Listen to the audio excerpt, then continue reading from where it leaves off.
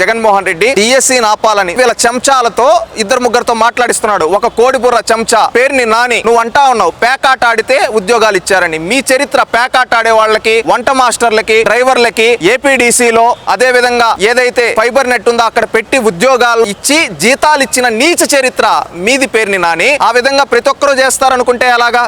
మీకు అలవాటు బాబాయ్ గొడ్డలి పోటేసేయడం, తండ్రి చనిపోతే నవ్వుతూ శవాల దగ్గర సంతకాలు సేకరించడం, సొంత చెల్లిని తల్లిని తరిమి కొట్టేయడం. అది మీ డిఎన్ఏ. మీలాగే ప్రతి ఒక్కరూ ఉంటారంటే అలాగా? నీకు అజయ్ జైన్ ఎవరైతే స్పెషల్ చీఫ్ సెక్రటరీ ఉన్నాడో క్లారిటీగా చెప్పాడు, ఇవన్నీ మేము ఏవైతే పెడుతూ ఉన్నామో స్పోర్ట్స్ కోటా కింద ఇదంతా మేము నిర్ణయించింది కాదు, కేంద్ర ప్రభుత్వం ఏవైతే స్పోర్ట్స్ అథారిటీస్ ఉంటాయో, ఏవైతే అకాడమీస్ వీళ్ళంతా ఒక డెసిషన్ కి వచ్చి వాళ్ళు ఇచ్చిన లిస్టు ప్రకారమే ఇవ్వడం జరిగింది అని క్లారిటీగా చెప్పినా నువ్వు మారకుండా ఆ విష ప్రచారం చేస్తున్నావు అంటే నీ కోడి బుర్ర ఎలాంటిదో ఈ రోజు రాష్ట్రంలో వాళ్ళందరూ చూస్తూ ఉన్నారు. రాష్ట్రంలో ఉండే ప్రజలందరూ కూడా ఆలోచించండి.